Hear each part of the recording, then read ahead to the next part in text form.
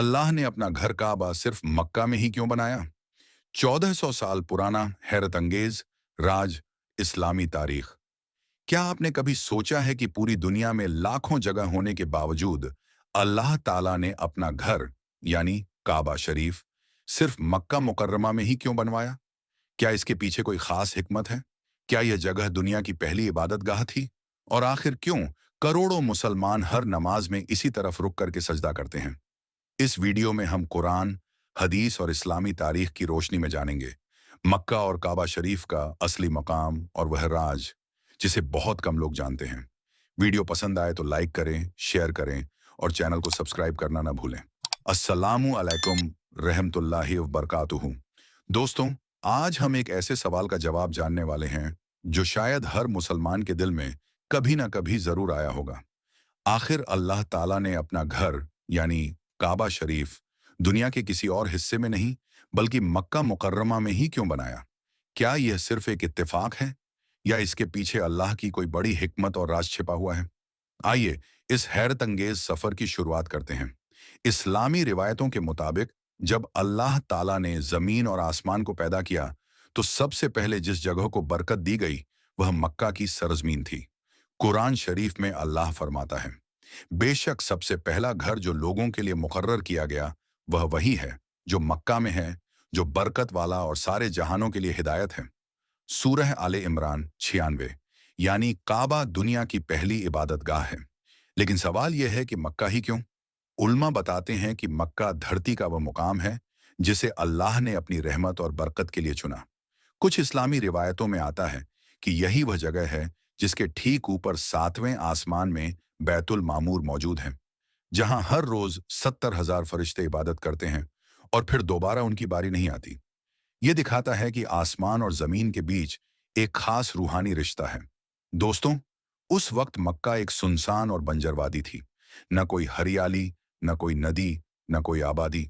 फिर अल्लाह के हुक्म से हजरत इब्राहिम अलैहिस्सलाम अपनी बीवी हजरत हाजरा और बेटे हजरत इस्माइल अलैहिस्सलाम को इसी वीरान जगह छोड़कर चले गए।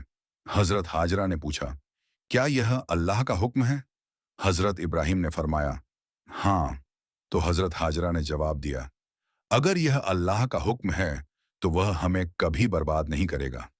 जब पानी खत्म हो गया तो हजरत हाजरा सफा और मरवा पहाड़ियों के बीच 7 बार दौड़ी और तभी अल्लाह के हुक्म से झमझम का चश्मा फूट पड़ा। आज भी करोड़ों लोग उस पानी को शिफा और बरकत का जरिया मानते हैं। कुछ समय बाद अल्लाह ने हजरत इब्राहिम और हजरत इस्माइल को हुक्म दिया कि वे इसी मुकद्दस जगह पर उसके घर की तामीर करें। दोनों बाप बेटा पत्थर जोड़ रहे थे और दुआ कर रहे थे, ऐ हमारे रब, हमारी इस खिदमत को कबूल फरमा। यही वह मुकाम था जहां काबा शरीफ की तामीर हुई। लेकिन एक अहम बात समझना बहुत जरूरी है। इस्लाम में यह अकीदा नहीं है कि अल्लाह किसी घर में रहता है। अल्लाह पूरी मखलूक से बेनियाज है। काबा को अल्लाह का घर इज्जत और ताजीम के तौर पर कहा जाता है ताकि लोग एक जगह इकट्ठा होकर सिर्फ एक अल्लाह की इबादत करें। अगर हर मुल्क का अलग किबला होता तो उम्मत बिखर जाती। लेकिन अल्लाह ने पूरी दुनिया के मुसलमानों के लिए एक ही किबला मुकर्रर किया। आज चाहे कोई भारत में हो, तुर्की में, अफ्रीका में या अमेरिका में, हर मुसलमान नमाज पढ़ते वक्त उसी काबा की तरफ रुख करता है। ये इस्लाम की एकता की सबसे बड़ी निशानी है। एक और हैरत अंगेज बात यह है कि हर साल लाखों लोग हज और उमरा के लिए मक्का पहुंचते हैं।